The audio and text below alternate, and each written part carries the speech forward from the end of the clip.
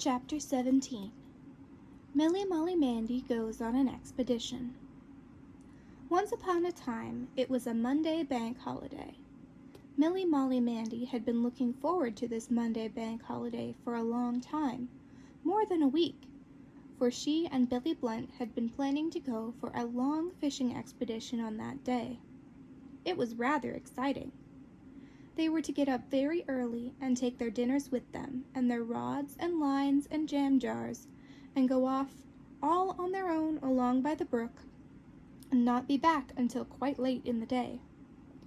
Milly-Molly-Mandy went to bed the night before with all the things she wanted for the expedition arranged beside her bed.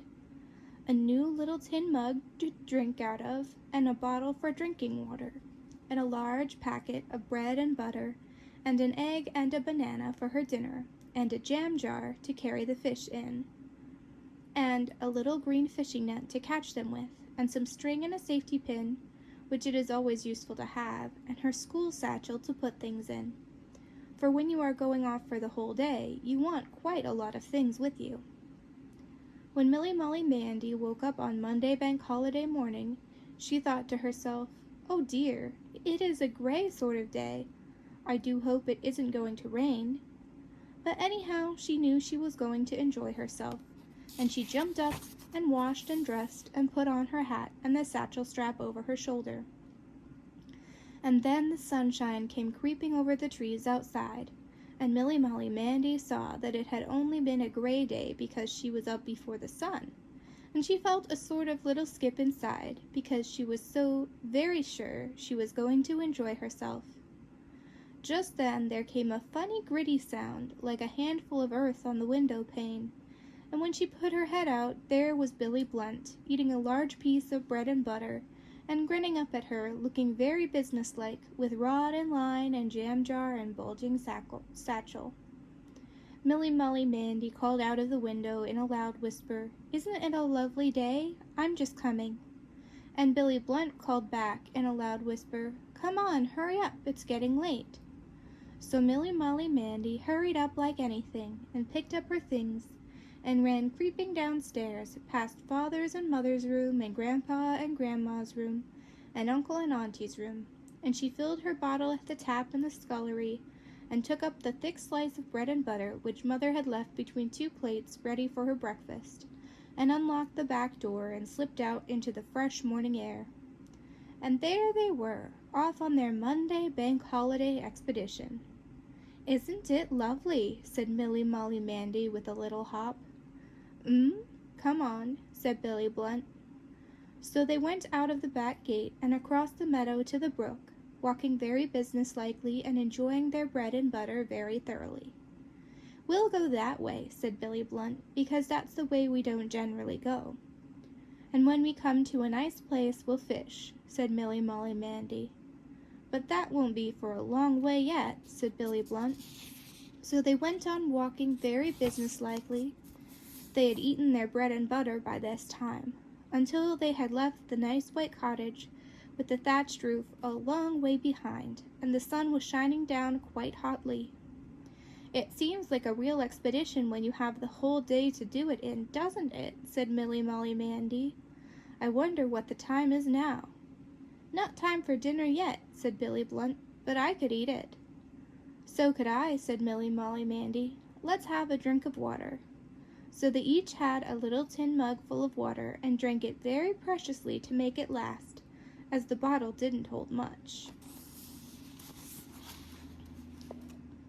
Off on their Monday bank holiday expedition.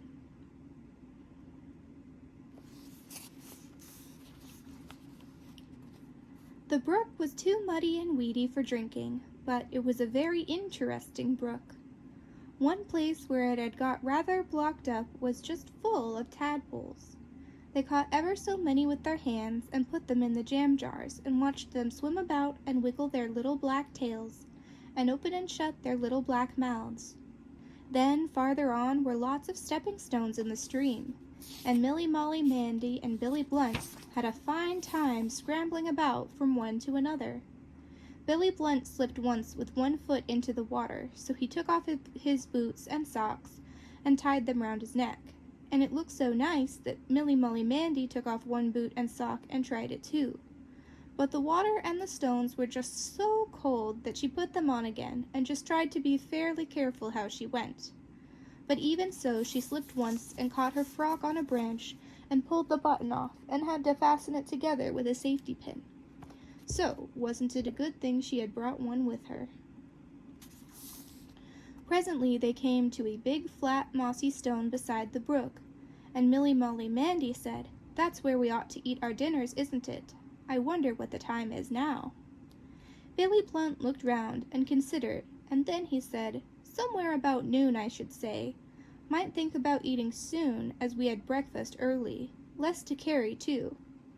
And Milly-Molly-Mandy said, "Let's spread it out all ready anyhow. It's a lovely place here."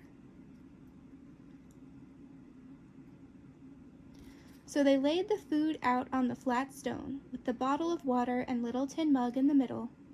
And it looked so good, and they felt so hungry, that of course they just had to set to and eat it all up straight away. And it did taste nice, and the little black tadpoles in the glass jam jars beside them swam round and wiggled their little black tails, and opened and shut their little black mouths, till at last Milly-Molly-Mandy said, "We've taken them away from their dinners, haven't we? Let's put them back now." And Billy Blunt said, "Yes, we'll want the pots for real fishes soon." So they emptied the tadpoles back into the brook, where they wiggled away at once to their meals. "Look, there's a fish!" cried Milly-Molly-Mandy, pointing. And Billy Blunt hurried and fetched his rod and line, and settled to fishing in real earnest.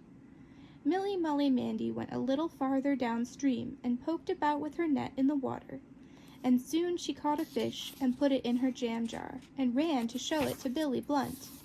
And Billy Blunt said, "Huh, but he said it wasn't proper fishing without a rod and line, so it didn't really count." But Milly-Molly-Mandy liked it quite well that way all the same. So they fished and they fished along the banks, and sometimes they saw quite big fish, 2 or 3 inches long, and Billy Blunt got quite excited and borrowed Milly-Molly-Mandy's net, and they got a number of fish in their jam jars. "Oh, don't you wish we'd brought our teas too, so we could stay here a long, long time?" said Milly-Molly-Mandy. Said Billy Blunt, "We ought to have done, except we'll have to be getting back soon."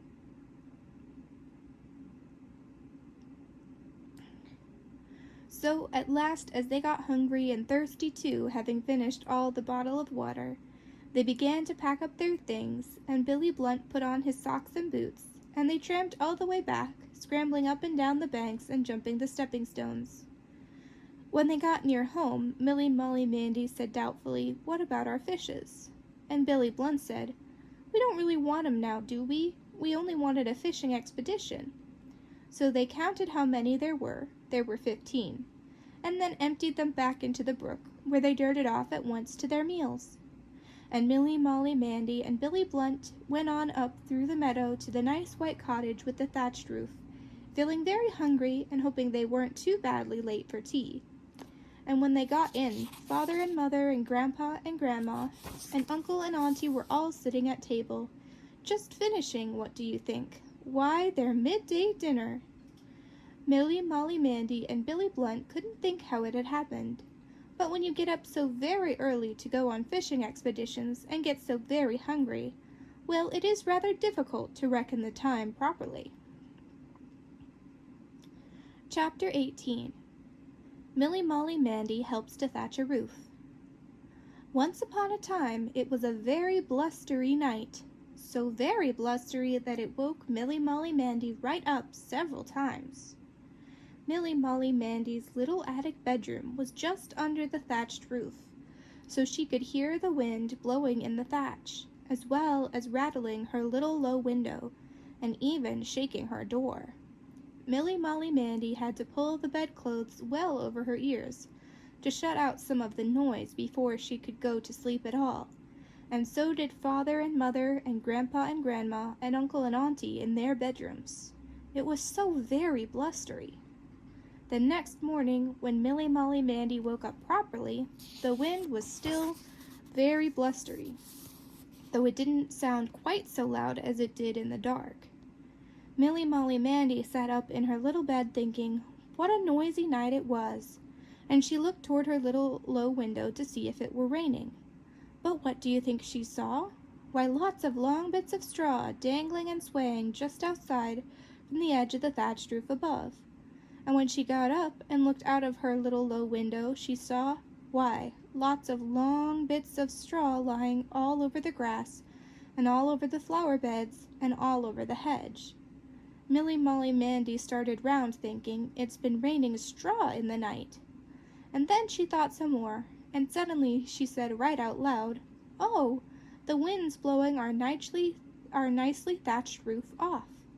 And then Milly-Molly-Mandy didn't wait to think any longer, but ran barefooted down into Father and Mother's room, calling out, oh, Father and Mother, the wind's blowing our nice thatched roof off, and it's lying all over the garden. Then Father jumped out of bed and put his boots on his big bare feet and his big coat over his pajamas and ran outside to look. And Mother jumped out of bed and wrapped the down quilt round Milly-Molly-Mandy and went with her to the window to look. But there wasn't anything to see from there. Then Father came back to say that one corner of the thatched roof was being blown off, and it would have to be seen to immediately before it got any worse. And then everybody began to get dressed.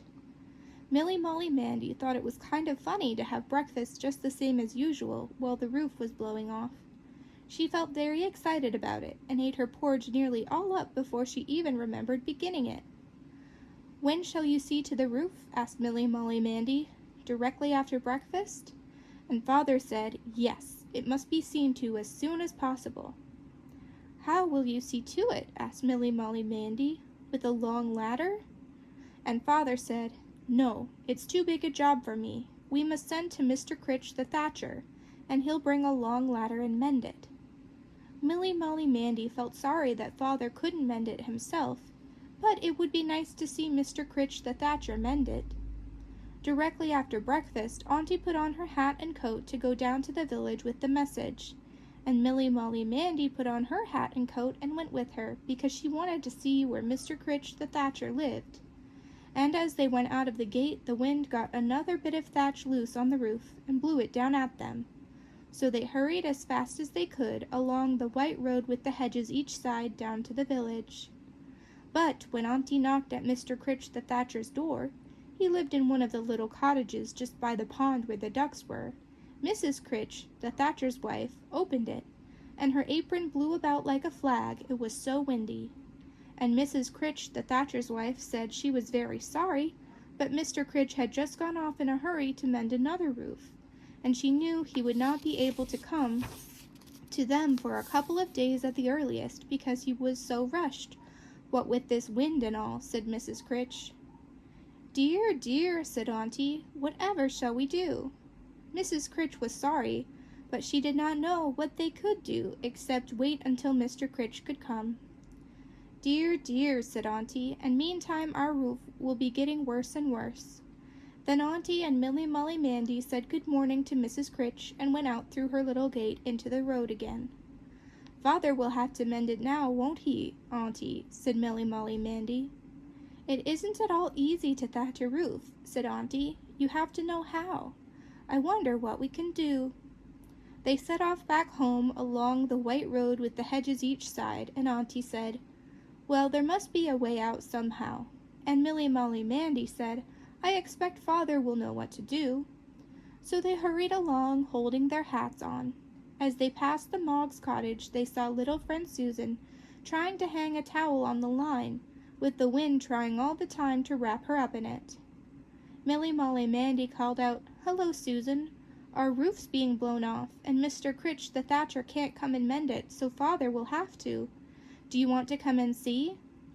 Little friend Susan was very interested, and as soon as she had got the towel up, she came along with them. When Father and Mother and Grandpa and Grandma and Uncle heard their news, they all looked as if they were saying, dear, dear, to themselves. But Milly-Molly-Mandy looked quite pleased and said, now you'll have to mend the roof, won't you, Father? And Father looked at Uncle and said, well, Joe, how about it? And Uncle said, right, John, in his big voice. And then Father and Uncle buttoned their jackets so the wind shouldn't flap them, and fetched ladders to reach the roof with, and a rake to comb the straw tidy with, and wooden pegs with which to fasten it down. And then they put one ladder so that they could climb up to the thatched roof, and another ladder with hooks on the end so that they could climb up on the thatched roof. And then Father gathered up a big armful of straw, and he and Uncle set to work busily to mend the hole in the thatch as well as they could, till Mr. Critch the Thatcher could come. Milly-Molly-Mandy and little friend Susan down below set to work busily to collect the straw from the hedges and the flower beds and the grass, piling it up in one corner, ready for Father when he came down for another armful.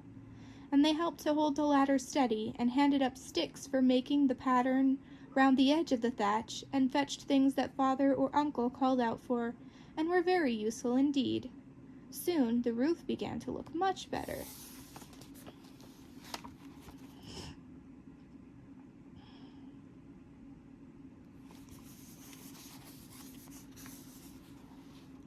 Then Father fetched a big pair of shears, and he snipped the straggly ends of the straw all round Milly-Molly-Mandy's little bedroom window up under the roof. Milly-Molly-Mandy thought it was just like the nice white cottage having its hair cut. And then Father and Uncle stretched a big piece of wire netting over the mended place, and fastened it down with pegs. Milly-Molly-Mandy thought it was just like the nice white cottage having a hairnet put on and fastened with hairpins. And then the roof was all trim and tidy again, and they wouldn't feel in any sort of a hurry for Mr. Critch the Thatcher to come and thatch it properly. "Isn't it a lovely roof?" said Milly-Molly-Mandy. "I knew Father could do it." "Well, you can generally manage to do a thing when you have to, Milly-Molly-Mandy," said Father. But he looked quite pleased with himself, and so did Uncle. And when they saw what a nice snug roof they had now, so did Mother and Grandpa and Grandma and Auntie and Milly-Molly-Mandy.